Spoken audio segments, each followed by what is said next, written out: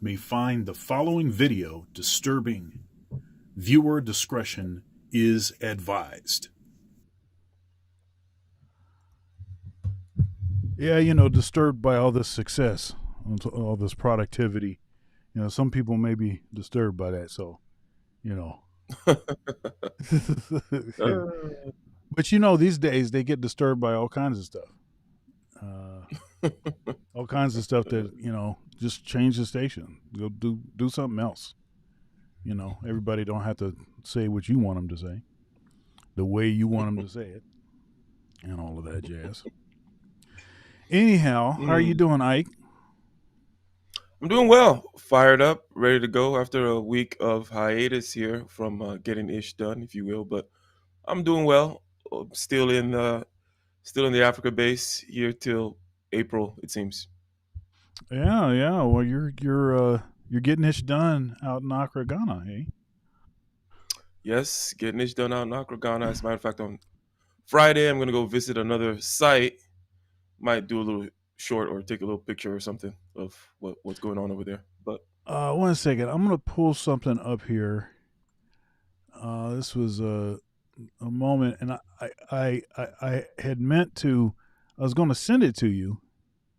hmm, I was going to send it to you, and for whatever reason, I don't know. I forgot to send it to you. But here I'm going to pull it up here, and you can see. Oh, what is that? What does that say?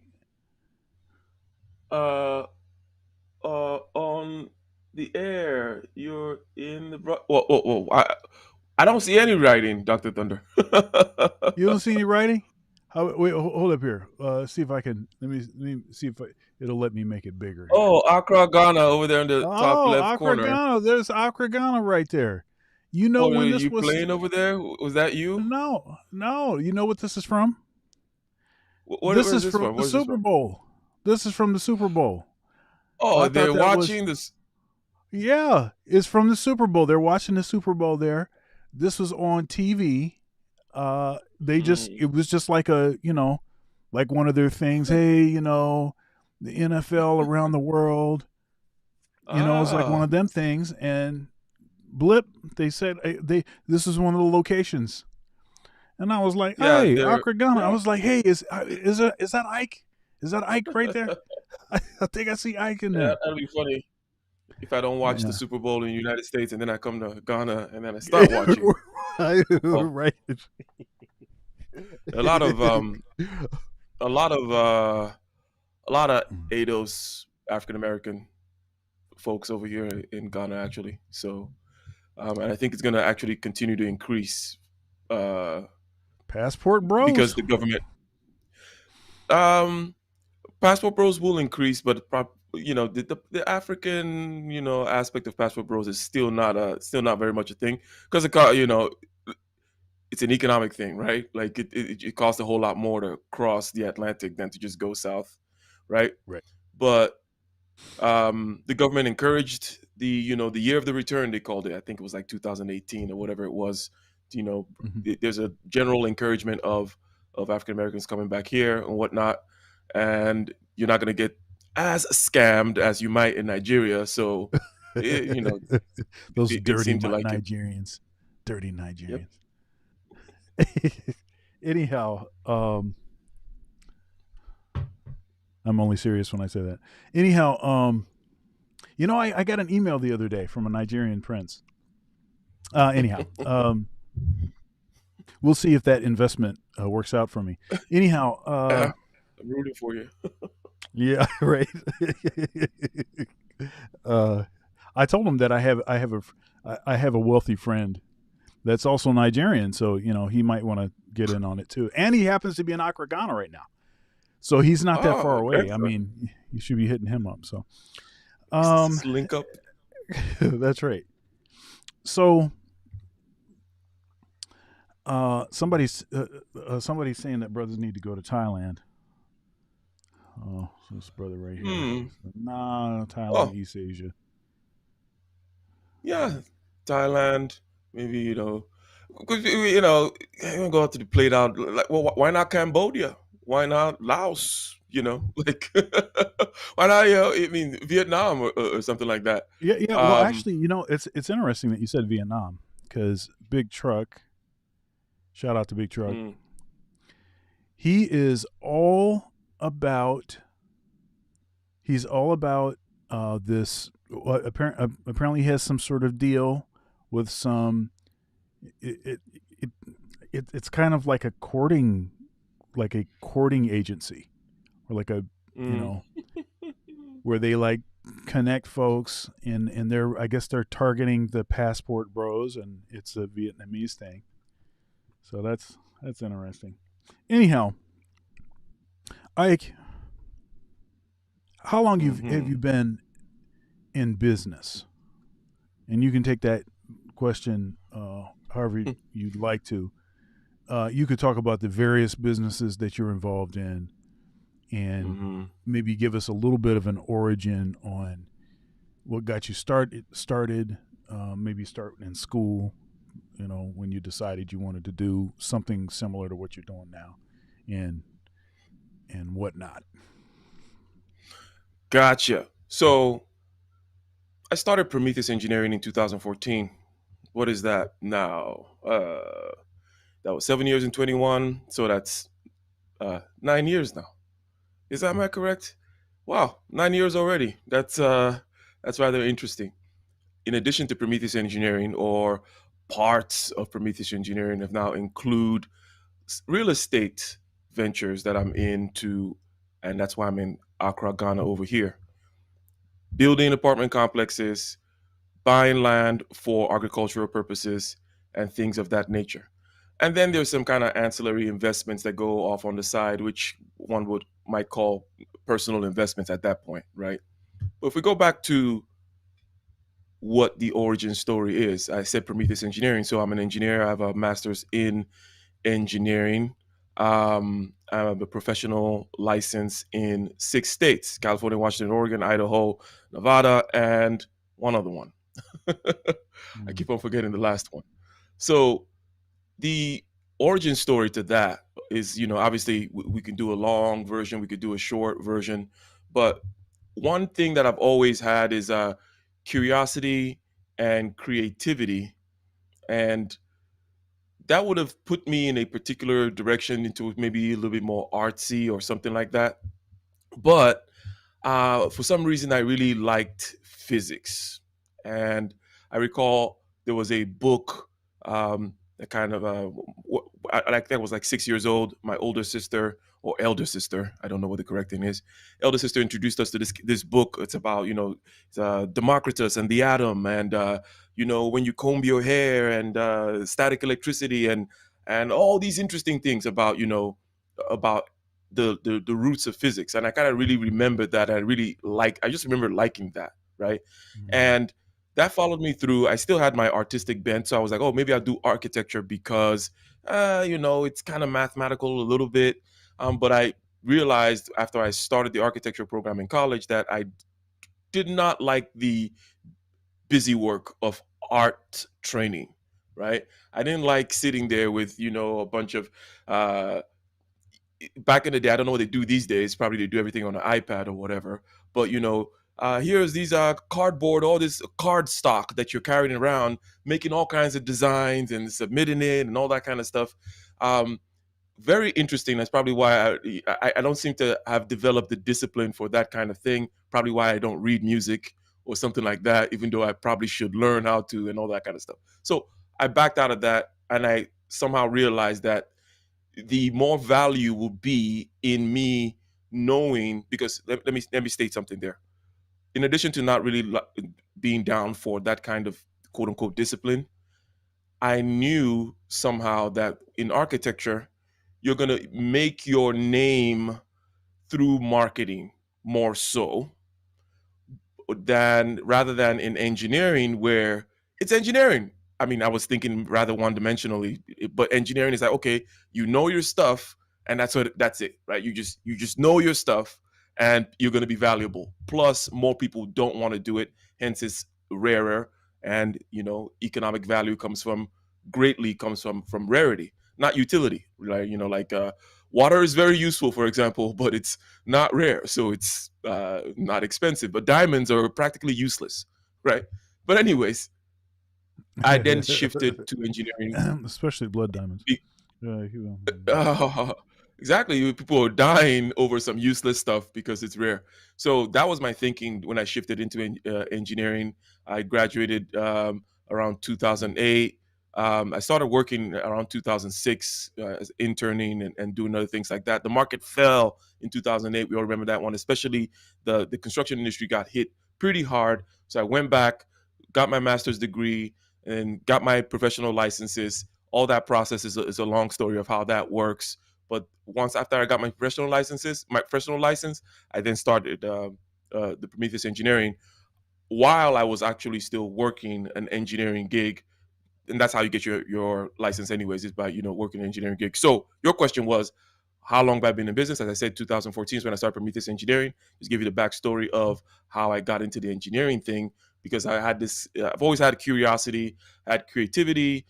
Discipline was if I were three things I've got is curiosity, creativity, and discipline. And the creativity we might get into a little bit, because I think that part has to also do with what I term as confidence, in the sense that I always have the disposition that you can find a solution to something, and that Mm. comes from creativity, because um, intuition is really what I'm describing here.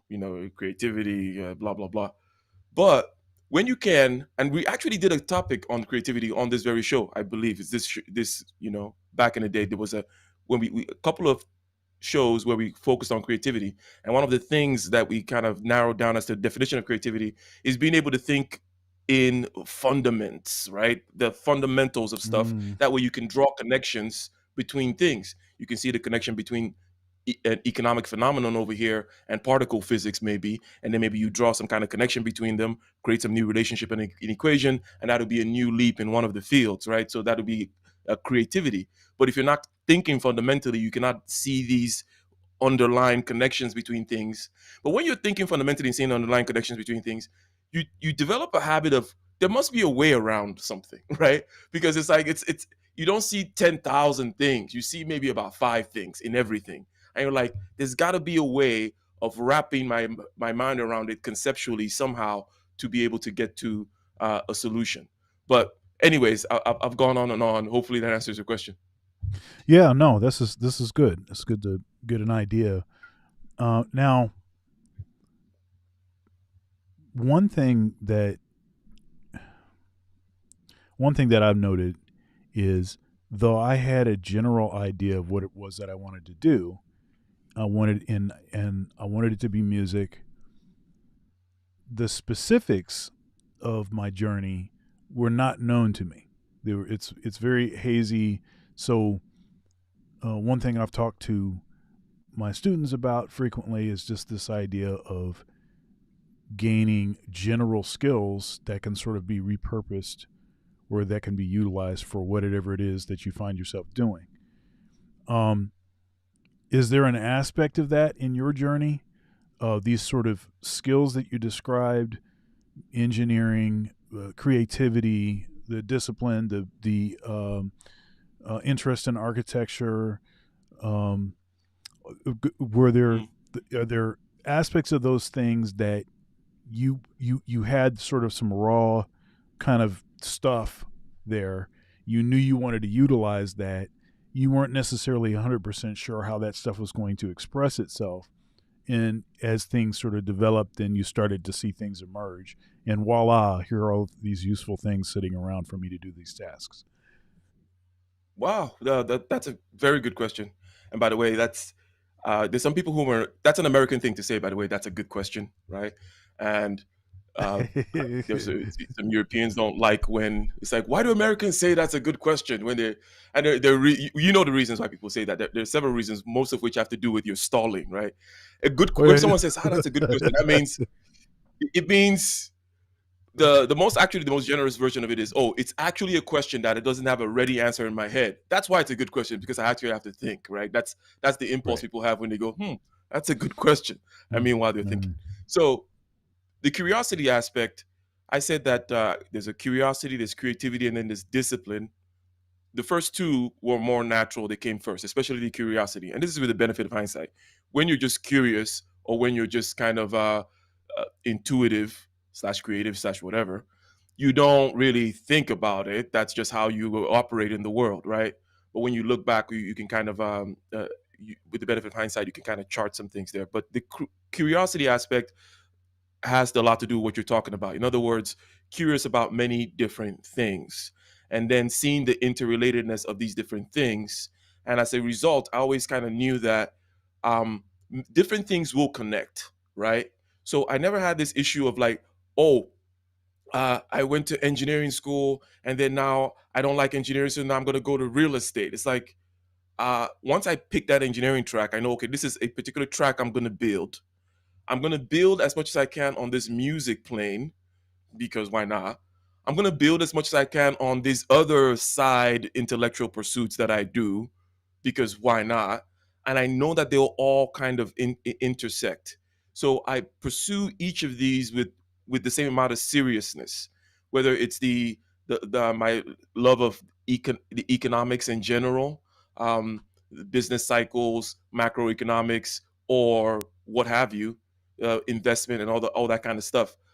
It's not because, oh, I don't like engineering more anymore, I want to go become an investment banker. It's like, no, all these things to me, I call it kind of riding these chaos waves, and they will at some point, you're like, that one particular wave that I created over here will be best right now. It'll actually form, because I'm thinking of constructive and destructive wave patterns. Waves can either form to destroy each other, like two water waves coming together and they destroy each other, or they actually add to each other.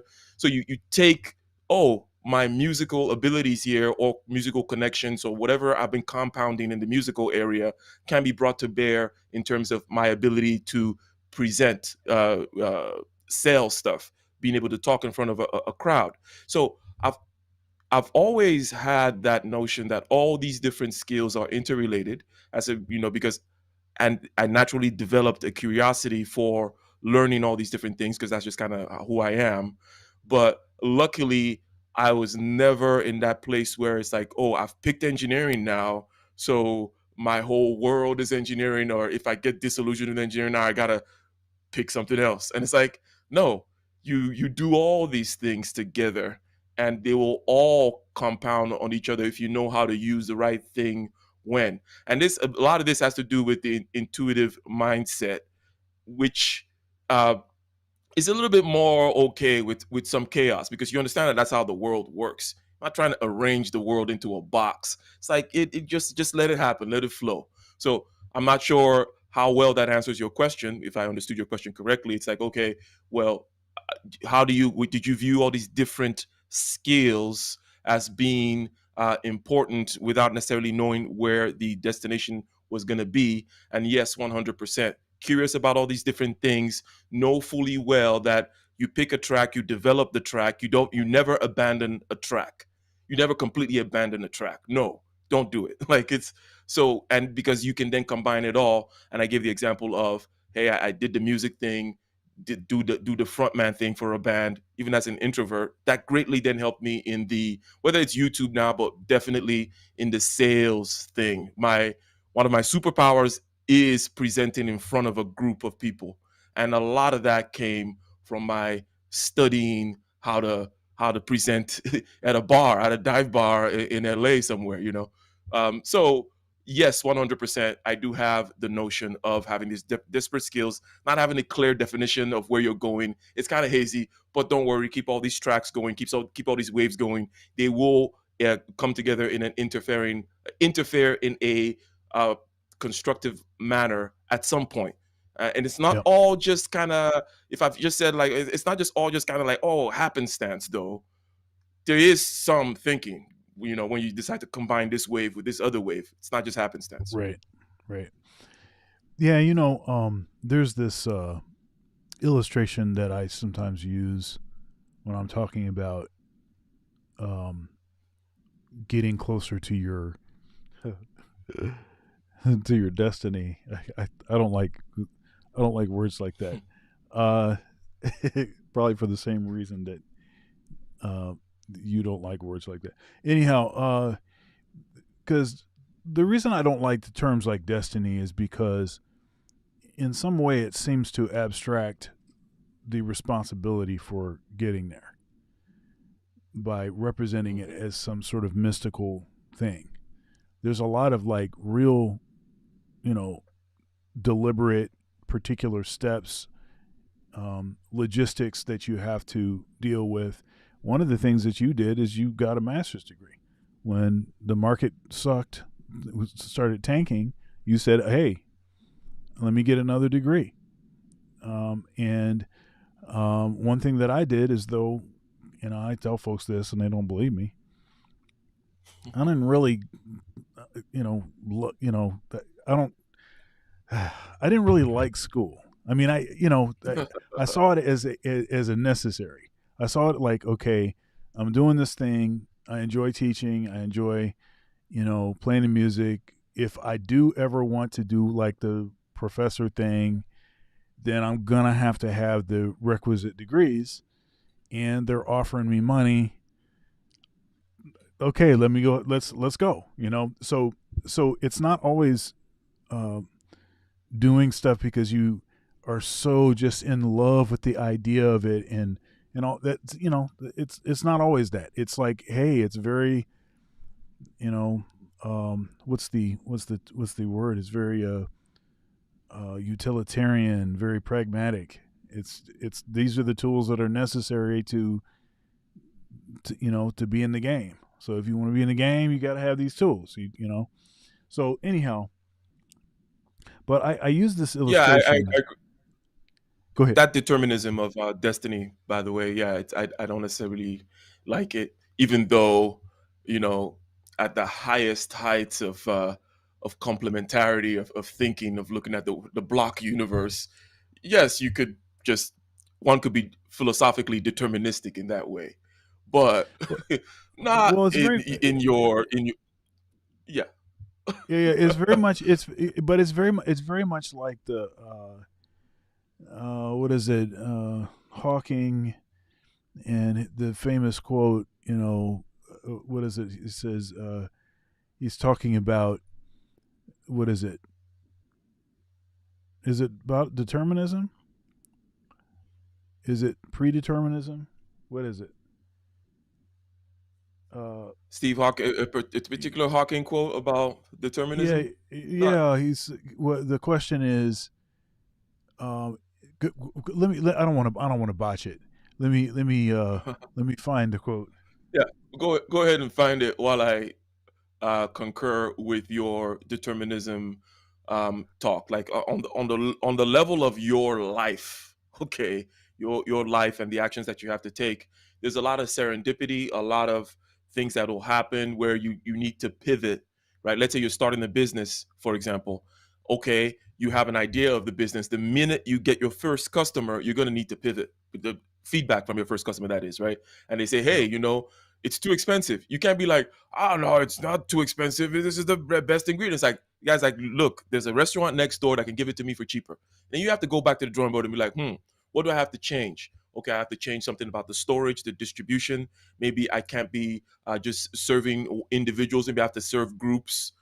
If I'm delivering food, for example, like, okay, on Wednesdays, maybe I have to reduce the menus, right? So that I can specialize, increase efficiency, all this kind of stuff, right? It's not your destiny to have this kind of restaurant. Okay, it's your Right. destiny. Right. Right. Or, Right. you simply get in there and you just stop left, right, dock, move, right, bob, weave. Oh, that's what you do in life. Right. Right. So the quote uh, is everything determined? The answer is yes, it is, but it might as well not be, because we can never know what is determined. So, regardless as to what you, if you, we can have these abstract conversations, big picture, you know, sort of conversations, and then yes, we can talk about, hey, well, it seems like that's quite fortuitous, and you can kind of see in the hand of God, guiding. I mean, all that. Yeah, I mean, I'm not against that. I have a particular worldview that accommodates that idea. However, when you're in it, that stuff don't matter. You don't. I mean, what you don't know what that stuff is anyway. So you got to try hard and do what you're supposed to do. Get in there, get this extra degree if if you're going to need it or not. You don't know if you're going to need it or not. You better get it happening.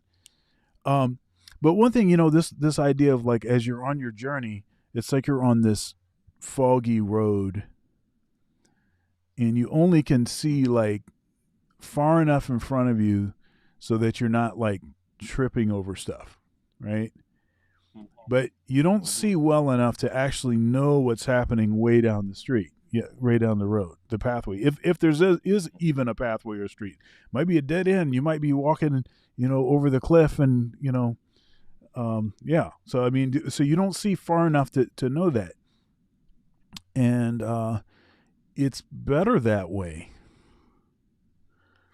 It's better that way because if you actually knew where you're going to get to, it would take some of the the romance and it would take some of that out of it. It would take some of the not knowing what's going to happen. You want to have a general idea, but you don't want it to be spelled out, you know, letter by letter. That's gonna, oh my goodness, that would be like a terrible curse to like know what's going to happen, before it happens all the time. No, that's so getting used to being sort of on your journey, not kind of knowing where you're going, and just able to have enough flexibility to make the decision when you need to make the decision. That seems to me that spice of life and all that mess. That Yeah, and seems like it's that's what it is. necessary for success as well. It's 100% necessary for success. The little thing I described about the restaurant, uh, that's the first pivot that restaurant did. But the whole life of the restaurant, if it's successful, will be pivot after pivot after pivot after pivot. There is no, oh, and I'm coasting. No. Yeah.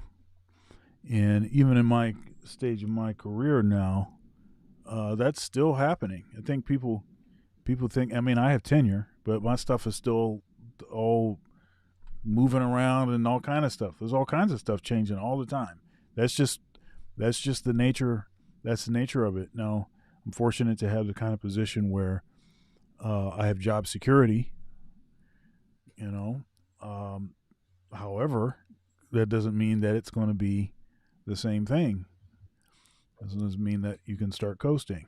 A lot of people do coast, but that Yeah. also they also pay for that coasting. Um, okay, so in your business, when you're thinking about the idea of expanding, now you've already mentioned something that's a big point, and that is stuff is going to keep changing. You're going to have to keep rolling with the punches, and you don't know what it is that you got, and all of this. You mentioned that in your ideas about expanding your business. What are some of the main considerations in how you don't have to give all the trade secrets, but not that anyone is see the trade secrets thing is funny because you can practically tell everybody exactly what you do, and nobody will do it because they're too lazy or Yeah. too It's impatient, a, it's or a, they think it's supposed to just romantically, oh boof, oh yeah, it's happening. Oh, I didn't even have to do anything. It was like a dream. They that's what they want. They want some freaking stuff like that. But if you tell them actually, dude, you need to do this and do this and do this, they're not going to do any of that stuff. Go ahead, man. so in when it comes to expanding, what are some of the fundamentals? You never said fundamental, but I always want to answer the Yeah, yeah, fundamentals yeah, because yeah. whatever. That's the question. So if I were to give some context to it, um, a lot of entrepreneurs are what they call solopreneurs, right? And they just created a job for themselves, which can be great. Like you're your own boss, you create a job for yourself, you you get the money, you are in a different tax bracket or different tax regime. You're doing uh, 1099 stuff or whatever as opposed to getting a W-2. So it's good for you and you're fine. But that's not a business. Okay. A business needs to be independent, right? Mm. In the sense that you need to be able to sell it, right? Can you just sell it and go to Hawaii? Is it, or is it tied to the hip? Is the whole operations tied to the hip? The clients, have only come from you and they know you. They don't know your business really. They just know you. So there's no Mm. brand. I say that to say this, that a lot of and many businesses, with the dentistries and all that kind of stuff, many businesses stay at that level. The next level that you need to get to is to become independent in terms of the operations and the branding, right? So it's not just, hey, these clients know Ike, is no, they know Prometheus Engineering, right? So that Mm. is the goal, that is the challenge. Then you can start imagining, okay, how do you bridge this gap here? Okay, and this is just one aspect of expanding, but I think it's rather fundamental in the sense that, making an independent business, the concept there is, can I sell it to somebody, or and it continues to operate, or is it just completely tied to me? So one of the aspects is to do this branding thing that I was talking about here, right? Which is start to introduce the clients to the brand and to introduce the clients to other people. Like, let's say, for example, rather than you're going to be the top salesperson if you're the CEO, that's not a problem. It's fine, right? It's fine. And I'll talk about a little bit about the operations aspect. But if you're just talking about, let's say you're the top salesperson because you started the business, and your top clients, the project executives and the CEOs of other companies whom are your clients, they know you. What you start doing is you find a star amongst your employees. First of all, you got to cross the employee phase, right? In other words, you can't be just solos. Let's say you've crossed the employee phase. And by the way, there are ways to do that now where, given the remote work situation and the fact that you can hire people from overseas, and rather than sending them a 1099 or W2, which will be in the United States here, is something called a W8 Ben, W8 beneficiary, whatever. That is for international employees. So you get an international employee or a local, whatever it is, you find a star amongst that group of employees, or maybe it's just one or two, but you're grooming somebody. You're um, grooming. I heard is a bad word these days, but anyways, you're grooming someone Oh. to, Oh. let's say it's an engineer, and then you're adding project management type responsibilities to them. So what you're going to do is, okay, you're going to invite these people to some of the meetings, right? Or more and more meetings, right? And you're going to be telling these clients, hey, your next time you need something, email Israel, shoot an email to Ayan, right? You don't have to email me, okay? You do these kinds of things. So you're simultaneously training these people to be able to operate independently from you, and you're introducing the clients to your team, and you're using the Prometheus engineering thing. Or, you're talking, you're talking about we more. Okay. Now, I'm getting a little bit into the weeds here, but if we recall, what we're trying to do is we're trying to work ourselves out of a job, right? And this job is Yeah. this job we created from ourselves, and we created the business. Now we want it to be a little independent. So there's the branding aspect, and then there's the independence of the people reaching out to these uh, other people here, and then you have a operating philosophy. And this is about growing, right? This is about expanding, going to the next level. Some people, a lot of times, some people, in order to grow, they think, okay, I need an operations manager. That's typically what people get to. You're like, invoices coming in, and this and that, and I don't know, whatever. How do I handle finance? Blah blah blah. Let me get an operations manager. You don't necessarily have to do that. What you need is an operating philosophy. You need an operating system. Okay, and then maybe you need a manager to manage it, or maybe you don't need a manager to manage it. But the operating system makes it such that there is a cadence and there's a predictability that has nothing to do with you, right? Okay, Right. and I don't have to get into the weeds about that, but if you have a business, you understand that, generally speaking, well, let me talk about business in general. Business in general has the brand marketing and branding aspect, okay, and then there's the sales aspect, okay, and then there is the finance aspect, at least. Okay, then there's something called operations, but we're removing them out right now because operations is just what keeps all these things in sync, the cadence, right? So you can create a system where it's like, okay, cool. Every year we need to have some kind of a marketing event, some kind of a branding thing. Maybe we come up with a new item in the menu. We create a new tool. We add a new feature in the app. Whatever it is, right? A marketing event. This then gives the salespeople, which are and marketing that marketing event thing. Maybe that's measured in like every 6 months or something. It gives the salespeople something to then go out and sell with, and they're measured every quarter. And then the finance team, maybe it's a yearly thing, okay. And also the employees have a yearly kind of a review.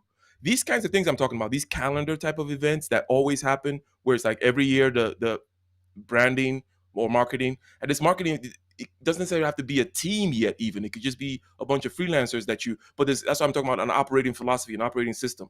So it can be abstracted from even having individuals in there right now. But there's a system that says that every year you have to come up with some kind of a marketing kind of thing that gives your salespeople something to go to the market with. They're measured every quarter. This quarterly cadence gives you the financing aspect of your business, with because financing basically is the money market. What do we what do we do with the money we have in terms of growing or whatever? And how do we borrow money? What's the cost of capital? Is it Do, time to grow? Is it time to kind of step back? So the cadence of the sales will then give the finance people some kind of predictability. So if you have these things orchestrated and dancing well together, this also then lends to the independence. Ultimately, you want the independence of the operations of the business and the independence of branding. This is how you get to the next level. A lot of people stay stuck and just like, oh, I'm making good money. It's kind of fine. And they never work this aspect of, I need to create something that's independent so that I can step away from it, even if you don't want to step away from it. But um, I don't know. Maybe it's just the creative. I find it to be not well. Let me state the pragmatic utilitarian aspect, which has already been restated over and over again. It's not a business until you can sell it to somebody. It's not a business until you can step away from it, go to Hawaii, and all that kind of stuff. That's kind of like the pragmatic aspect of it. You want to create an entity, but there's something mm, also just interesting to me about creating these systems, about divorcing yourself a little bit from it, and having a big picture view. And you don't need to hire people to solve all these problems. You can actually just create the systems yourself and create the cadence for them. A lot of stuff is about cadence. A lot of stuff is about predictability. Okay, that's what makes a business, right? You talked about the predictability of your job, for example, in terms of the job security. That's a great thing. A lot of the world of finance and business works that way because you have job security and you have this paycheck coming in. You can make projections. That's the financial projections, right? Your finance department, Dr. Thunder finance department, can make projections. It can say, you know what, I think I can afford this house with this mortgage for this long, blah blah blah. That's because it has a cadence, right? So for a business, you have to create that cadence where you're like, okay, hire a sales team, right, or some kind of either pure commission sales, whatever. Start measuring that kind of increase quarterly. See the cadence build. Understand the flow of the income. Understand the outflow. Understand the kind of financial predictions that you can make. Create an independent brand. Introduce your clients to the team, to the brand, and just keep on repeating.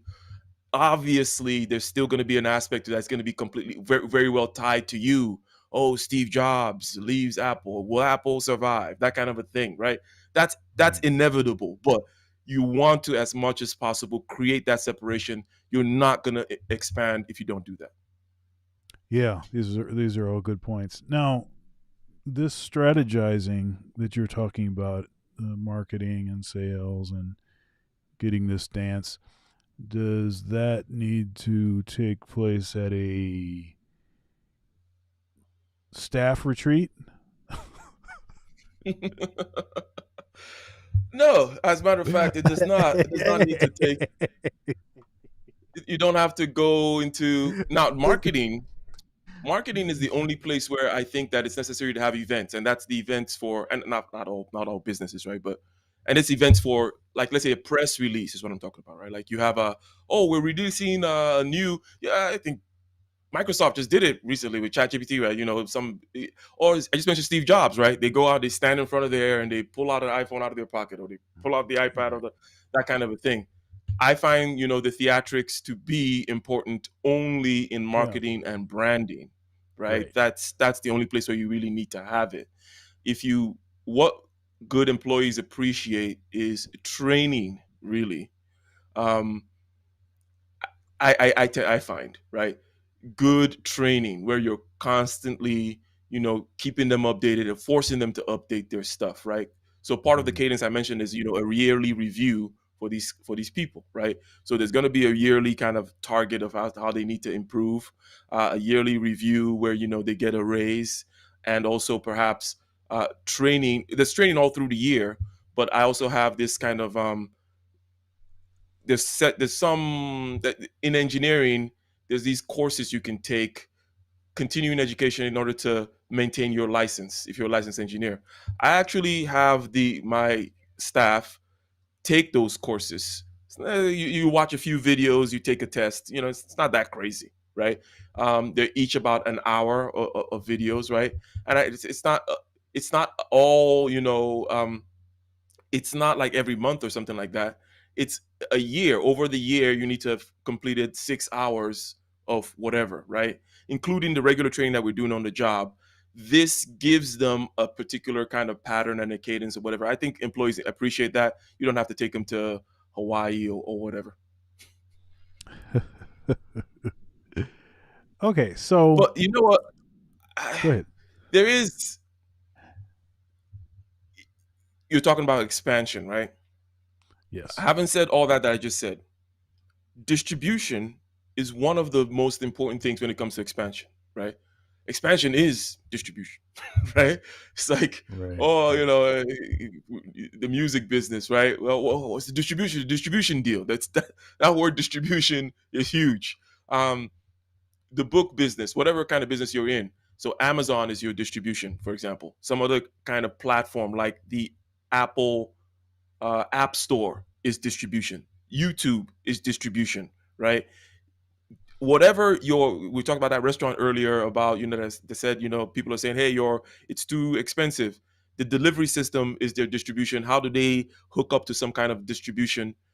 The distribution hack is something you have to overcome as well. Maybe I'll touch upon it later as it relates to some other question you're going to ask. But I just had to mention that with regards to expansion. I mentioned the separation of yourself and all that kind of stuff, where you create an independent entity and all the dance that goes on with that.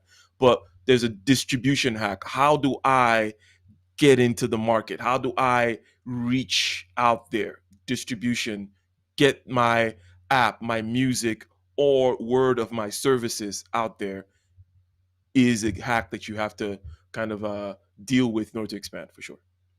Well, why don't you go ahead and talk about that if you want to go into some detail about this Okay. distribution hack. So, a distribution hack. I'm going to give an example from someone else's business, and then I'm going to give an example from my business. So, I believe it was um, So PayPal, for example, when they started, one of their distribution hacks was to just pay people to recommend other people, right? And also they kind of they parasitically bound themselves to eBay. Okay, so eBay existed. eBay, people are selling things to each other, and PayPal. This is something that you can. The technology is I can send money via email, and they found already an existing network. There's a network of people selling stuff, okay, and then they use that network, right, to distribute themselves, where they were allowing clients to put this PayPal logo in their ads. I'm selling a X, and here's PayPal, right? And people are like, what's this PayPal thing? And meanwhile, also they're saying we'll pay you money, and they lost a lot of money, but they were able to raise money, right? This is the part of the whole finance thing again, right? They were able to raise money to pay people to lose money, to get this network. Because once you have the network effects are really strong and they're difficult to break, very difficult to break, right? And it's responsible for example, why Silicon Valley is Silicon Valley, right? Or why there's certain hubs. Why is Nashville Nashville? It's a network thing, right? It's not magic. It's not in the water. It's not. It's just once you have a network already built, it's hard to break, right? So That is a way that one way that a certain company did a distribution thing. So if you're in a business like my business, for example, you're in a service business, you're an architect, you're an engineer, you're an accountant. How do I become like a Deloitte, right? How do I get my tentacles all over the world like that? Now, there are certain hacks that you can, and the reason I say hack is because it's not, there's not a menu, it's not written somewhere where you're just like, oh, you go pick you have to figure out something, right? The eBay thing was that, oh, they figured that out, or they stumbled upon it and then they pivoted and they dove in and they milked it, that kind of a thing. So you have to find something, dive on it, grab onto it, milk it. One thing that you can do, what I do actually in my industry is, okay, so there's people, I'm in the construction industry. So you ask yourself, what industry am I in? Just like PayPal knew that they were in the payments industry. What networks already exist in that industry?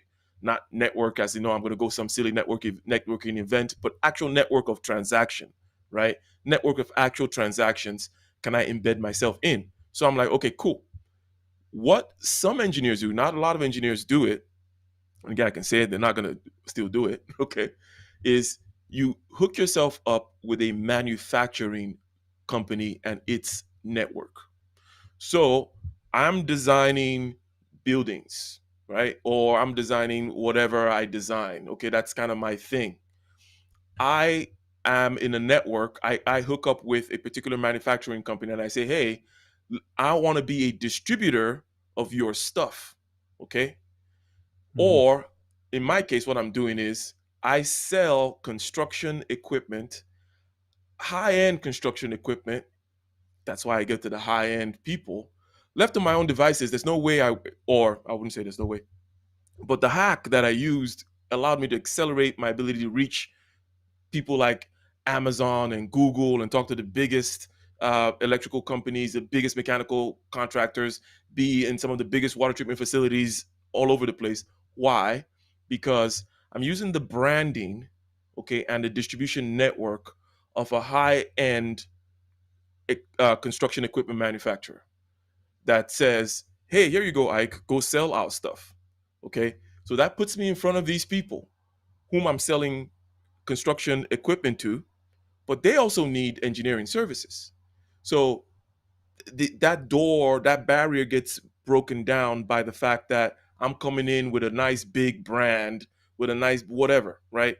So I have there's somebody else who's for support engineering out here or out there in the Bay Area as well. He started his engineering company. We used to work at the same company called ISAT, and then we both started our own company. He did something similar. And there's another guy, a black guy, by the way, um, Marcus Odin. He's got Fortress Engineering, and he hooked up with this distributor, AECom.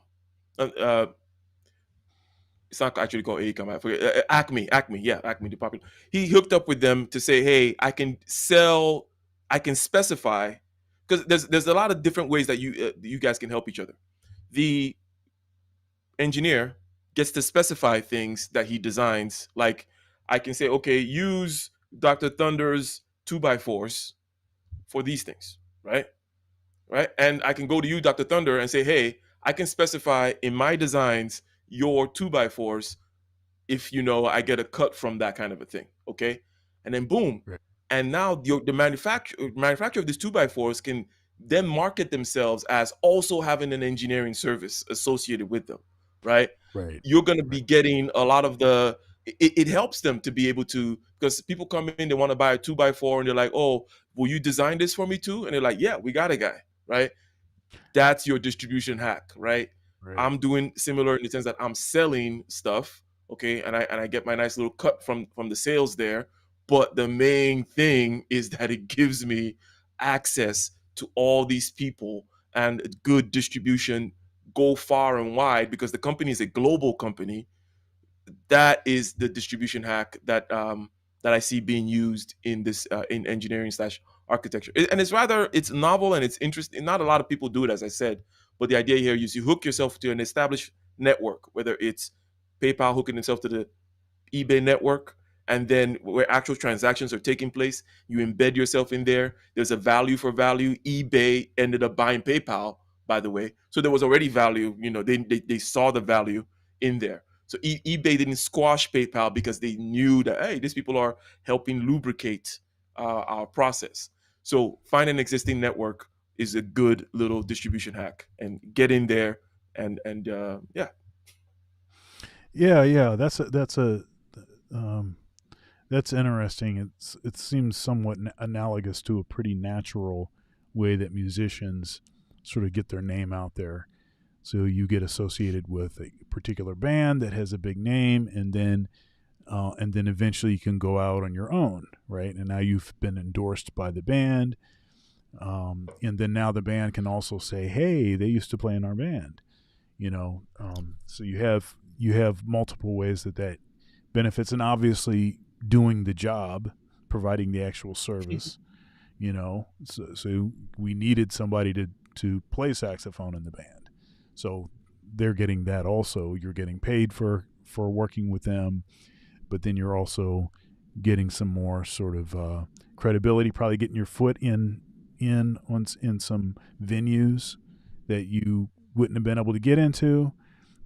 If you're smart, you try to, without undercutting the band, you try to create, some relationships with the people that are booking, and they're familiar with you because they remember seeing you with this other band, and now you have an easier way to get into the venue. So it's remarkable how similar all of this stuff operates. Indeed, indeed. It's I mean, distribution is key, right? The outreach is key. And I think that naturally we find ourselves, even if we're not thinking about it, we find ourselves like, well, who has distribution? Because typically the people who have distributions are the big people, and you want to be associated with the big people. They're the ones that are going to pay you money anyways. But if you're smart enough, as you said, you're going to be like, while I'm here, while they allowed me into this big door with their brand that I'm associated with, I can find a way to kind of create some synergy here for myself. Yeah, and it's some of that is tricky too, because I work with a lot of folks, and there's certain people that I work with a lot. They call me for a lot of gigs. I've made a lot of money, working with them, and Hmm. you have to be careful how you try to have a conversation with whoever booked them. You got to be careful because, in a matter of speaking, you're not there representing yourself, you're representing them. That's why they keep calling you. So then you have to kind of Hmm. you got to be nuanced, and you can't just, right in front of the guy, "Hey, I got a band. We could play for less than this." And Oh man. and plus, say for instance, it's like a trumpet player or something that this book, it's his gig, and you're on for the ride. Oh, plus you should hear my trumpet player. He's so great. this guy's standing right here, you know. So I'll tell you, That, yeah, that is a big thing. you'd be The surprised, but conflict you'd of be interest. surprised. Yeah, but you'd be surprised how often newbies do that. I mean, it seems like it would just be like, dude, it's like you're taking food out of your own mouth right now. What are you doing? go go ahead, man. It, so the conflict of interest is always an issue with this distribution model that I just described, and that you also are describing in a different industry. Yeah. And so, you gotta one be bold enough. You have to have a certain appetite for risk. That is the name of the game, anyways, right? Risk is part of the thing. Comes with the territory. Certain appetite for risk to do that kind of thing, and you have to have the subtlety to know how to do it, and then you have to then bring value such that you're stuck. uh, PayPal got stuck to eBay. eBay didn't like him initially, thought of him as a parasite. Here's the same group, one of the guys, David Sachs, part of the original PayPal mafia with Elon Musk and Peter Thiel and the rest of them, started Yammer as well. This guy's like a triple billion-dollar company starter. Okay. And there are a few people like that, and which gets us to the whole thing about people talking to, well, it's not directly, but the idea of there is a skill, and there are habits, skills that people develop. It's not just all luck, let's say, is what I'm getting at, right? Otherwise, there will not be these people that keep on doing things over and over again. People like to hate on them. People are like, ah, no, it's just whatever. But nah, trust me, they know what they're doing. That's why they're doing it. Okay. Now, this guy Yeah. also started Yammer, and what he did in Yammer was he was one of the first people to get into. They call it, so generally speaking, when you have a software in an enterprise, it's called enterprise software, like Microsoft or something like that. It's top down, where the IT person is whom is getting sold to. You go to the CTO, chief technical officer, or whatever, and you sell them your enterprise software. Okay, and they say yay or nay or whatever, right? What these guys did is they were selling, or actually, because you don't really sell these things, it's you build a network and then you monetize the network. Is what Yammer did, and then sold it to Microsoft for $1 billion, right? It's what they sold, ended up selling Yammer to Microsoft. Is they were selling it to individual employees. Like they were like, hey, uh, here's this kind of a social network for business, right? Mm. Invite your friends, right? And they did in terms of the distribution hack, they did something similar to LinkedIn, where it's like, if you remember when LinkedIn started, it was like you kind of create your own network. You invite people, you send out emails to, they actually have, they hacked into your system, right? They saw all these emails of all these people, uh, and they're like, oh, you want to invite these people, and you just click, right? Click, click, click, click, click, click, click, and people are like, oh, now you create these networks. So basically, they created these networks using the at at Dr. Thunder music, whatever. Like, oh, all these people in here have at Dr. Thunder music. Is this person part of your team? Is this person part of your team? Blah blah blah. So they kind of click, click, click, click, distributed within the company, right? And then and then they're like, hey, then they went to the CTO and say, hey, all these people are already using Yammer. Do you want to control it? I use that. I'm saying this because there's an aspect of being parasitic, because we were talking about that conflict of interest thing. But then if you get in there, right, and you create enough value, you become undeniable, and they're just like, yeah, screw it. Let's. And then it created a revolution. It's called, software as a service, where now there are lots of software that, and the cloud also helped this, by the way, because before you would give the software to the chief technical officer, they would install it in their little mainframe, and that's how it worked, right? But now it's in the cloud, so I can sell to your individual employees, and that created a big revolution in many other companies, such as Adobe and the Photoshop people, right?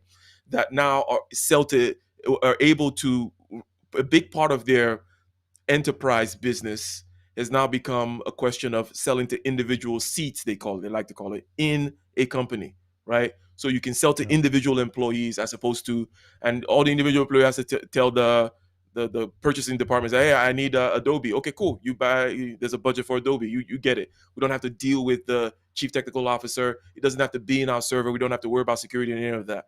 But this was prior to this, and they were one of the first to do that kind of distribution thing, get in there. There was a little bit of conflict of interest, infiltrating other people's organizations and whatnot, but then they were undeniable. He repeated the same thing that he did basically with the eBay PayPal thing, right? So, anyways, just wanted to. Yeah. So this is interesting too, because one of the things that they really grill the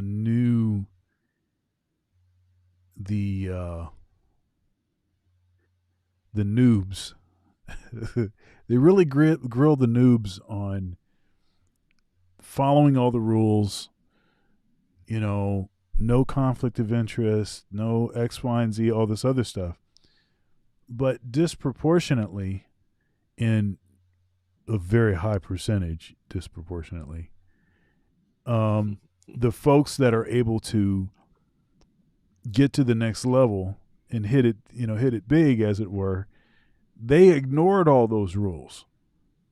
So they're simultaneously telling you to follow all the rules, do what you're supposed to do, follow protocol, They give you the smackdown when you don't when you get caught, leapfrogging. You were supposed to talk to your supervisor before you said something. To, that's out of protocol. You're not supposed to be leapfrogging to the top. Just because the president of the institution asked you a question, you were supposed to come and ask me if it was okay for you to talk to him. There's all this kind of goofy stuff, but the guys that actually make it and end up making these, climbs in organizations and then leave organization for more money and all this, they were like, screw all those rules. I'm not doing any of that stuff. That is for you noobs and for you suckers. I'm I'm about getting the money. I'm chasing the bag. I don't care whose feathers I ruffle on the way to the bag.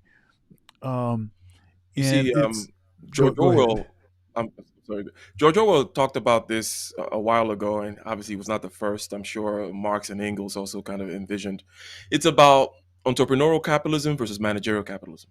Okay, the Mm. entrepreneurial capitalism is the guy that says, "I'm breaking the rules, bro." Right? The managerial capitalism, which obviously is going to be more of them, right? Like an organization is filled with the manager types. They like things to be static and predictable. Um, I like to hate on them a little bit because they're like, what the hell? What are you useful for here? And you just like whatever, like blindly following rules. Not really. If I let you out in the wild, what could you possibly do? Right? You don't have any. You ain't got no game or whatever. I don't know. You're Right, lame. right. That's the idea here. That the entrepreneurial capitalist is going to be breaking all the rules. We have all the examples of Airbnb or Uber or whatever, right? Over and over and over again. And then we have Elon Musk out there is a great example of entrepreneurial capitalism versus managerial capitalism. The managerial class was screaming at when he took over yeah, Twitter, right? Why were they so why? Because part of it, people were like, "Oh, is it a left versus right thing?" Not so clearly, because is Elon Musk particularly right? No, he's just an entrepreneur. I know that Yeah. the entrepreneur thing doesn't necessarily fall cleanly between left and right, even though people may want to make it seem like it is. But really, what's going on here is it's capitalism. It's capitalism on both sides, but there's a big difference between the entrepreneurial capitalism, the John Galt, shout out to Ayn Rand type thing, versus the managerial stuff. And the managerial stuff, I would argue, is when things start to get stale, and then you need somebody to come in and break it up again. If you stay stuck at the managerial stuff, that's 1984 land. It's just, it's just gray suits and follow the rules, and it's not a good place. And that is why, by the way, the woke ideology. Okay, and this is a I'm making some tenuous connections, a hypothesis that may not be completely correct, but I think that the reason why the woke ideology is very strong with the managerial class is because they like groupthink, right? They don't like to deviate, right? It is almost like in their DNA that we follow the rules with the paperwork, we Yeah, follow the rules with the zeitgeist. Yep. yeah, yeah, and they like control. See, the woke Yes, stuff exactly. it expands your authority. It gives you Hmm. more stuff that you can tell people. You can do this, you can't do that. You need to say it this way, you can't say it that way. You need to ask me first before this. You need to ask this person what, all of this junk. They love all of that extra stuff because it gives them more power. And uh 100%. and uh um and uh you know see, the thing about more power. See, I said that, I said that, and it probably sounds pejorative, right? Like they want more power. Well, everybody wants more power. Okay, so that is the issue of wanting more power. That isn't the issue. The issue is Yeah. how you go about acquiring it. Hmm. That's the issue that I have, right? So, and it's interesting, and this is a bit of a tangent, but you mentioned Elon Musk, and you said he's not really a lefty. Oh, I'm sorry, he's not really. How did you describe him? It's not He's not really a really man on of the the right per se or no. That's what conservative. that's right, Right? right, right. He's not really on the right, which is interesting. This is an interesting point that you make. Hmm. And the People thing like about it is him. because You got I'm it. sorry. So again, one of the things I like to look at, generally speaking, I always like to look at the fundamental stuff, right? But also when it comes to a lot of political trends or trends that happen in journalism, what people write, what people say, and I include in journalism even scholarly works and stuff like that. The zeitgeist and the politics and all that kind of stuff. I like to look at the materialist economic drivers of those things. And at a certain level, it might seem like it's like a dry thing. Like, oh, what do you mean is it driving? Is it? But no, but when you go down deep enough, again, you find something more interesting philosophically, such as the managerial class versus the entrepreneurial class. It's like, that's interesting. That explains more, right? More than just, oh, these people are leftists. It's like, no. It's, well, that's happening, but we're talking about a system, right? We're talking about a system. We're talking about all these things moving together. And when you got to describe the system, you're not going to be looking at the individual molecules of water. If you want to describe the general flow of things, you're going to be looking at something else. Like, oh, it's because of this slope here. Okay, that's why those molecules are doing that stuff. Okay, and there's some molecules that yes, they love doing that slope, but there's some that just can't help doing it because of this slope, right? So the slope in this case will be for an Elon. They don't want this kind of staleness, this kind of over control, this kind of simplistic one track mind type stuff. It's not in their quote unquote DNA. But for this other group, the managerial class, whom comes in to manage the capitalism, because again, they're freaking capitalists. That's it's important. It's not like Twitter is like a bunch of socialists, dude. It's like, no, they're out there enjoying their capitalist lifestyle 100%. But it's that managerial thing that gets in there, and then they get this kind of group thing, and then they latch on to whatever it tends to be zeitgeisty. And it tends to be that the zeitgeist is controlled by what is typically called the left from an academic standpoint. Yep. And then you can see the kind of thing I'm piecing together here. That's kind of how the thing rolls. But I tend to think, though, that when it comes to the movement of history, these material incentives, bread and butter incentives, and the class that people fall into when it comes to the operating machinery of an economy is really what's causally important. Not that the what I would call surface level words, the writings of somebody in some university, the policy propositions of some politician, the video on TikTok by some woke person. Not that those things don't matter, but not causally, and it's a hypothesis again, right? I don't think they're causally as important as these other things that are going on here materially and economically. I just wanted to say that. Yeah, that's interesting. Um, it's interesting too because we have this view of who we think is going to be down for the woke stuff, and often we're wrong because we are erroneously attaching all the woke stuff to lefties Mm-hmm. per se. And so, so for instance, Jordan Peterson, who is a self-described liberal, gets thrown in as some sort of alt-right guy when actually he's on the left. Mm-hmm. He just doesn't like, compelled speech. He just doesn't think that that's a good thing. And now he's, providing social commentary for a variety of things that he believes are, not particularly, good for freedom, and all this kind of stuff. So So you have that, but you also have people like, and I never ever thought in a billion years that this guy would be my guy. That I'd be like, man, Mm. this is my cat now. I can't believe this is the dude that's saying a lot of stuff. Most of the stuff he's saying right now is kind of like right up my alley, and that's Bill Maher. I never thought I Yeah. was going to be like Bill Maher's my guy. What the heck is going on with the universe? This stuff is like, is the end near? What, I don't know what's happening, but what's Yeah. happening Yeah. is that this stuff is so freaking stifling and ridiculous that even people that you never thought would agree with you on anything, you certainly wouldn't be caught dead agreeing with these cats. Now it's like with regularity. Uh, it's incredible, and even somebody like Dave Chappelle, who is a liberal. Dave Chappelle is on the left. Cats Brett don't recognize him. Weinstein, Yeah.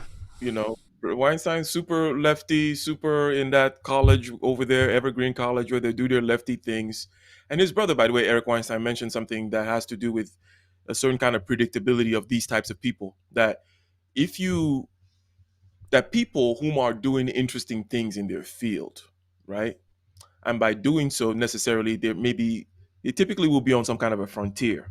They're dealing with something on the frontier. You're on the frontier of physics. You're on the frontier of biology. You're on the frontier of some kind of literary work, right? You're struggling with reality in that way, and reality is giving you its feedback. You're on the frontier of some kind of psychological whatever, right? And you're studying Jungian whatever, right? Like Jordan Peterson. Those people are not going to be fans of any kind of uniformity or groupthink, generally speaking. Okay. And it's also, if you cast it back to the grand narratives of Ayn Rand, it's this that's the same thing that's going on, even though, because there are many different lenses. When you put it in the political lens and you try to force it to fit in left or right or whatever, maybe you can, okay, but maybe it's not so useful. Or maybe it is useful for the ham and egger. But if you're going to discuss things in a word that you like, nuanced way, then Mm-hmm. you'll see that it's not really left right. It's that Brett Weinstein is a guy that's actually doing biology. Okay.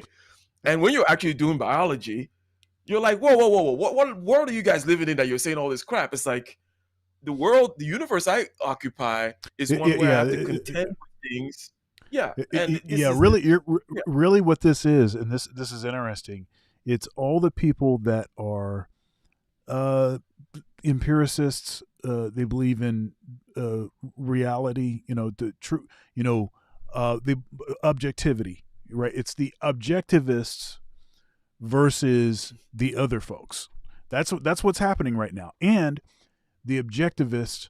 It's been revealed that the objectivists actually exist on in lots of different places, several different Mm-hmm. spectrum. It's on a spectrum. They're all over the place on the political spectrum, and it's them saying this loony bin stuff has got to go. And because it used to be that we could agree on what the problem was.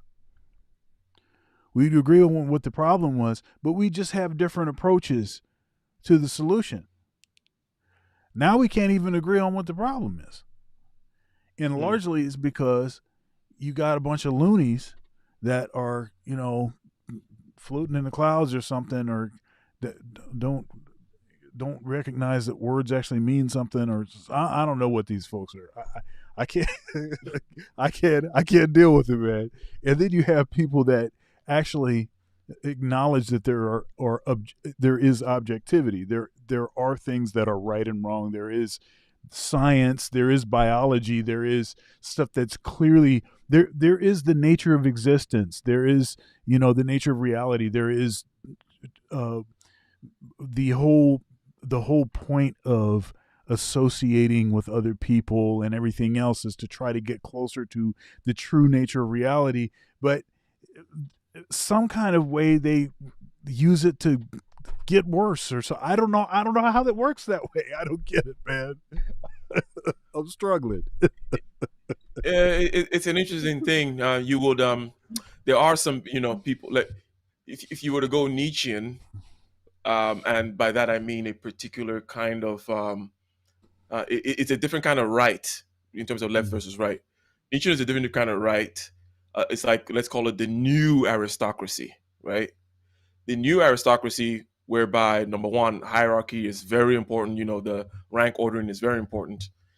They would say things such as, "Hey, this managerial class which we described, okay, that's just in a capitalist system, fine. But you lifted the plebs or the plebes, I don't know. You lifted the normie ham and eggers up to with education, okay.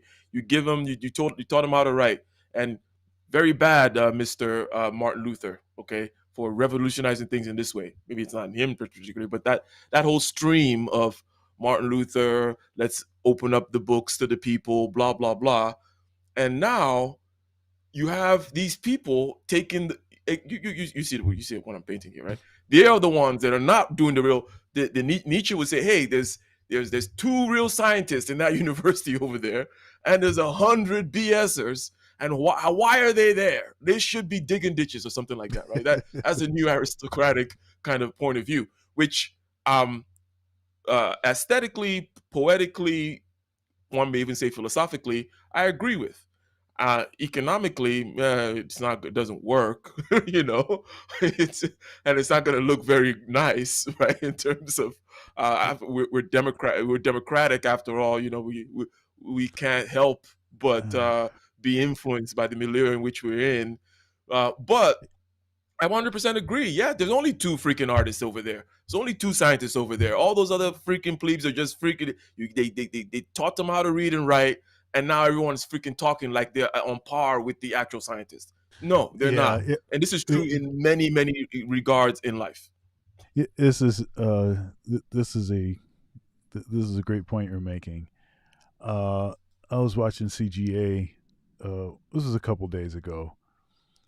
I mean, I watched him today also, and I watched him yesterday. But so I'm not saying that I haven't watched him for a couple of days. That's kind of my uh, yeah. I got to get my CGA fix. Anyhow, but but but I think it was 3 days ago, and I was joking. I wrote in a comment to him. I said because he said that he reviewed a TikTok where this woman was reading some scripture or something, and it was some scripture about being modest or something, or not being a nuisance or something. It was in Proverbs. You know how a lot of that language goes. I think it was the thing about something about a nagging woman it's like worse than living on the roof of a house, at the corner The of a house. corner of the roof of a house, which is That's kind of a right. funny thing. But then, I wonder what's particularly bad about the corner of their roofs. But anyways, go ahead. Right.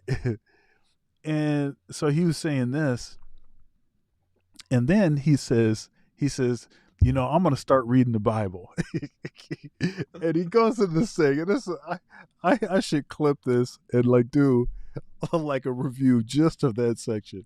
I was rolling so hard, man, because he was talking about how he was going to start reading the Bible. He said, but I'm not going to be giving you that blue pill.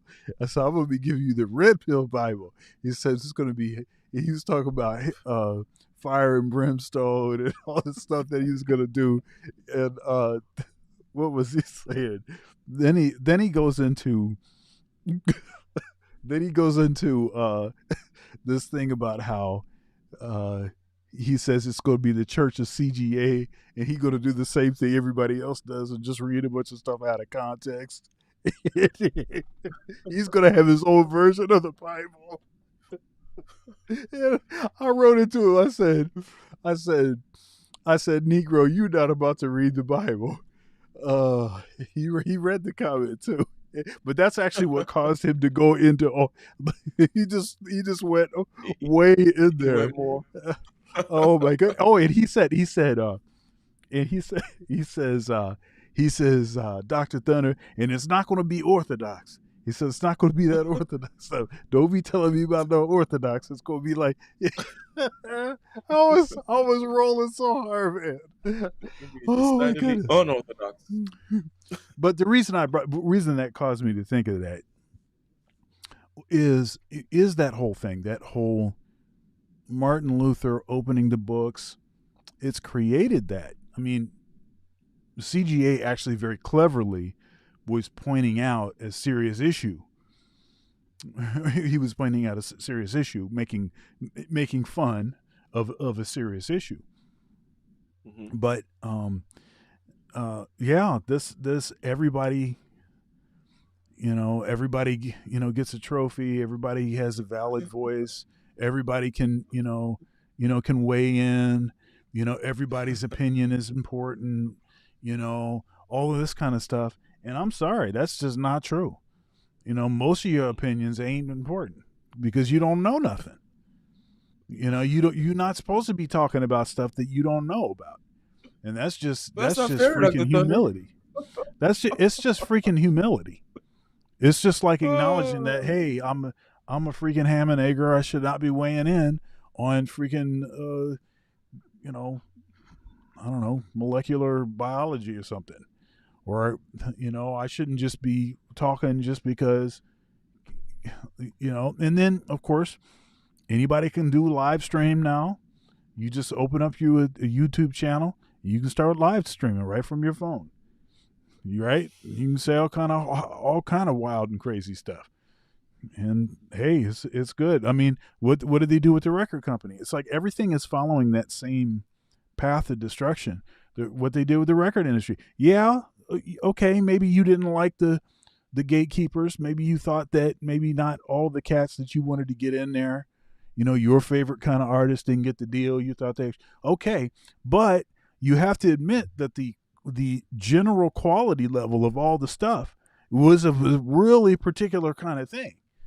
Now what you have is it's a bunch of yeah, there's more of everything, and perhaps there's more. Yeah, there's a lot of crap out there. There's a lot. Yeah, it's interesting because Nietzsche is also associated with nihilism. He never said, well, he did talk about that a little bit, but people will want to throw him in there.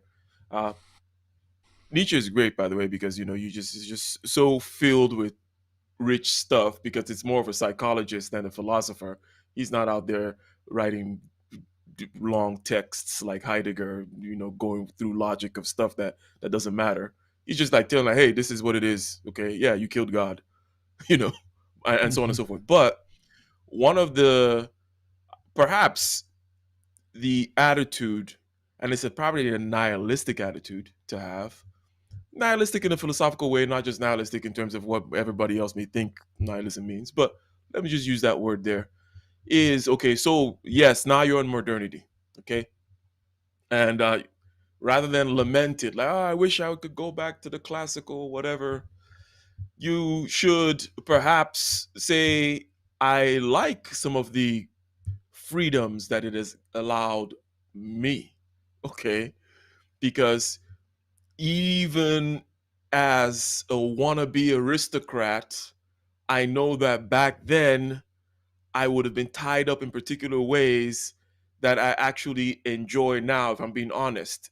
The untying of which I enjoy now, right? Right. Now, unfortunately, the masses are not responsible, and they're not taking the freedom and taking it in the right direction. But what is to be done? And hey, it is perhaps your duty to point these things out, but also not be a, because now I'm doing psychology, right? This is a psychological thing, and I'm describing myself. It's not prescriptive at all. You don't want to be someone that is kind of bitter about the times, you know. Oh yeah, right. Um, it's like, I don't okay, know, man. it, I don't know, man. I think I want to bring back despots, man. Despots, man. Despots was the thing, man, because you knew that you couldn't just be doing any hot mess, man. Despots kept you. They kept you in the pocket. Despots kept you in Yeah, the pocket. there's definitely a lot of good things about that hierarchy thing. It's interesting. It's interesting. The thing about this kind of more democratized modernity is that it does allow individuals now to create their own. And again, what's tough about this is you're talking about less than 1% of people, right? That's what's tough about about thinking this way. It's like only less than 1% of people. Well, first of all, 5% are quote unquote philosophical that would even be thinking about or being like, what the fuck are they talking about? Right? Like, what modern? And then less than 1% can actually not only think it, grasp it, understand it fully, but then see, I can create uh, my own aristocracy, Yeah. my own within, let's say, my family or my whatever, but aesthetically within my thinking, I can adorn myself with the highest of things, scientifically, philosophically, so on and so forth, spiritually, whatever it may be. I can do that, perhaps even in the more iconoclastic way, if that's your thing. Iconoclasm is the spirit of the times, anyways. In a more iconoclastic way than in the past. Okay, but the sad thing is you don't get to share that. Like before, it was like, oh, here's the pinnacle, here's the king, here's the highest of height, and everybody looks up to that. No, that's not happening anymore. Now it's just you and your family. And whatever you create over there, it's for you. And as a matter of fact, it's just you, to be honest with you. Like, only Yeah. you get to see the splendor or whatever. There is no splendor for the masses. For the masses now, it's just popular music. Pretty much. And woke indoctrination. Um. So yeah. So yeah, this has been a How did good. we get here? Yeah, yeah. We went.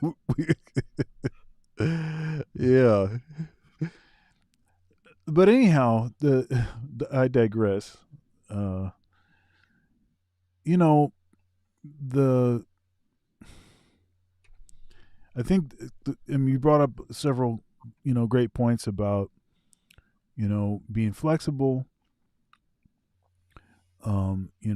acquiring some tools, being able to utilize those tools, being able to sort of pivot, I in particular, I like the points that you made about um, the distribution hack, and we went into that doorway a little bit, and we talked a little bit about this whole conflict of interest thing, and how they're going to tell you as a noob, ham and egger, first year guy.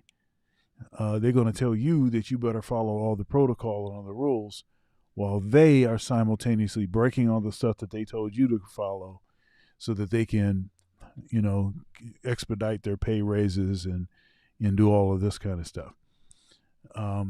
It reminds me of an episode of The Office where, now I can't think of the guy's name right now because he was not a regular character. He was only on the show for one season, and I think it was part of one season. So he was the manager. So Jim takes a job at a different branch, and it's really because he can't handle being around Pam anymore, because Pam's going to marry Roy, and he's in love with Pam and all like this. So what ends up happening, he says, okay, I had enough of this, I'm moving to this other branch. So the guy that was the manager at that branch, I can't think of his name right now. So basically what this guy does is he facilitates, he postures himself with the higher ups, in particular with Jan, who's like what is she, like the COO or something of the company. a new position which would have a lot more authority, a bigger reach, X, Y, and Z. So then what he does after he has them ready to go on that, ready to push go, he goes and leverages that against another position at Staples. And he ends up with a job that was a better job than the one that he would have had at Dunder Mifflin, and like this. So he leverages the job, and then it comes out that this is what he did. And of course, he violates all of these rules and all this stuff. He gets them to set up this position that he claims that if you don't set this position up, I'm going to leave. But it wasn't for a particular position. It was like, look, I need more to try X, Y, and Z. But then he leverages that against this other, and then he takes the other one because it's more money, better in every way. But they tell you don't do that kind of stuff. Don't do that. You're not supposed to, not supposed to try to, make as much money as you can at a much better company that somebody's actually heard of. You're not supposed to do that. And I know you like to eat and you like to be able to buy your kids shoes and stuff, but we, no, I don't care. I don't care if that's what you want to do. You're supposed to follow the rules, and it's amazing because you have all of these people, because most people believe that they're supposed to follow the rules. You got to follow the rules. And if they find out that you're not quite following the rules, they'll be the ones that are giving you tongue lashings. And they're sad. They haven't had a pay raise in so long.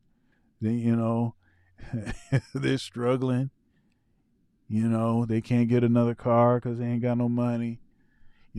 All of that stuff's happening, but they're telling you need to follow the rules. So it's messed up how that stuff is. But anyhow, you have any final words about upward mobility and maybe some adjustments you've made along the way, or maybe you want to sum it up? So money perhaps is something that we're gonna talk about more. Maybe we should talk about more directly on this subject of money next week or something. Sure, But that's good. get a skill and then leverage that skill.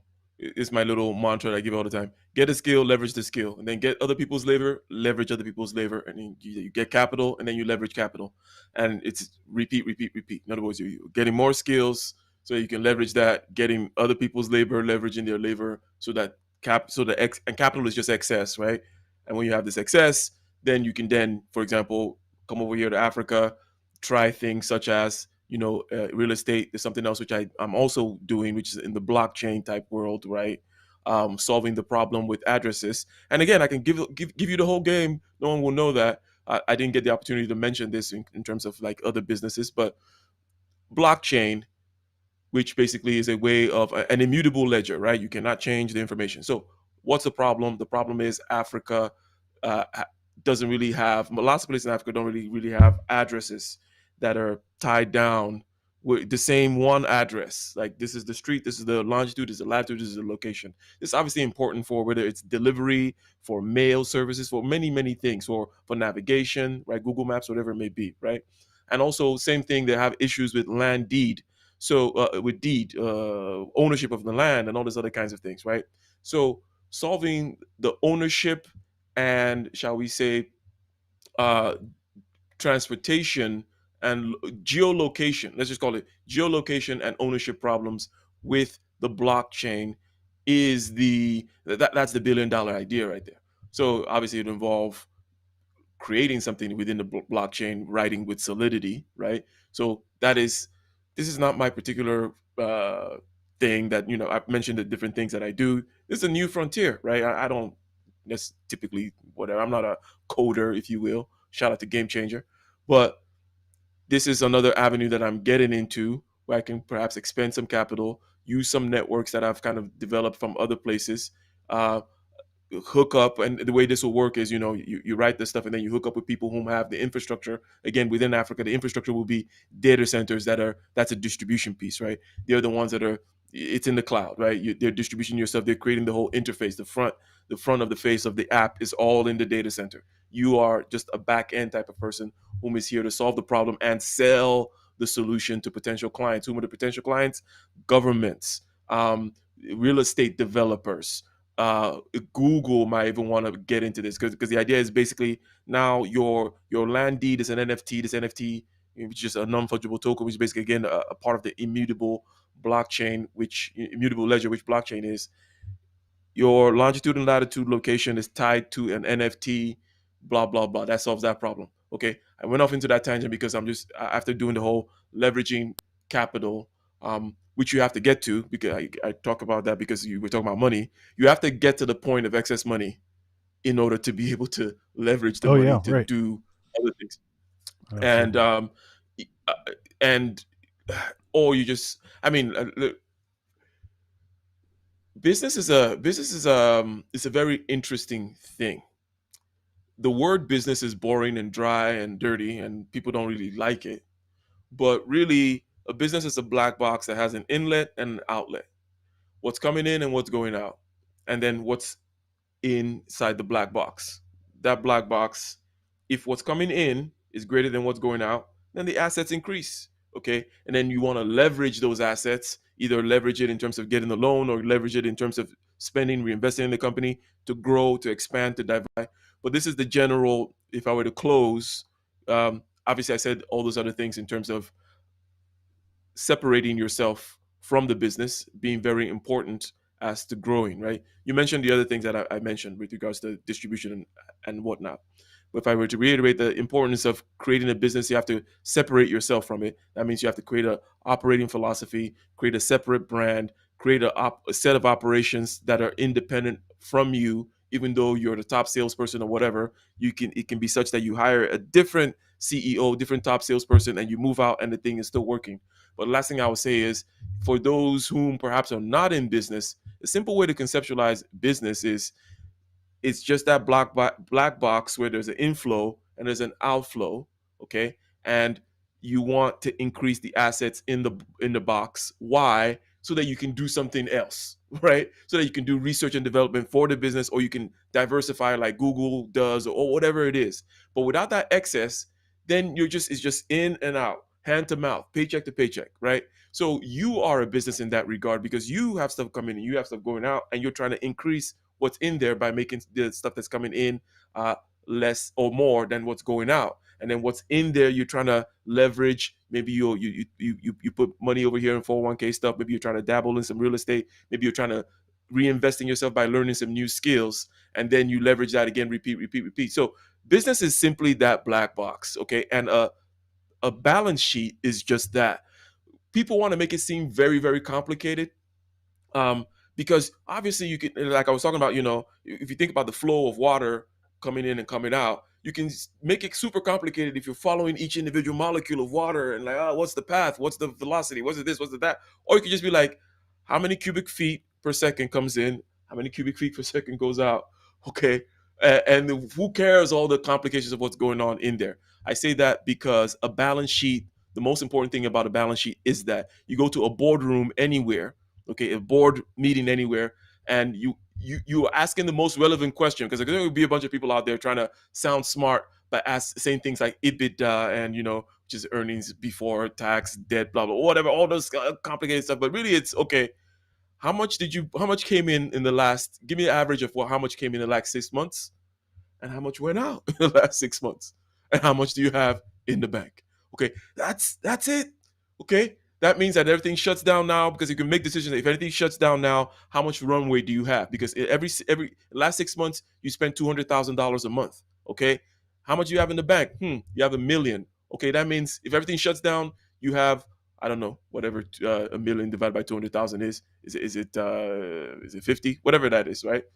That's what you have in terms of a runway. Okay, that's what you can leverage in terms of, if you're going to borrow money or whatever. That's your collateral. That's this. So the business is that black box with the inflow and the outflow, Everything else is just a way of accounting gimmicks and all the kinds of complicated things. There's no need to make it seem that way. And in that same regard, you yourself are a business as well.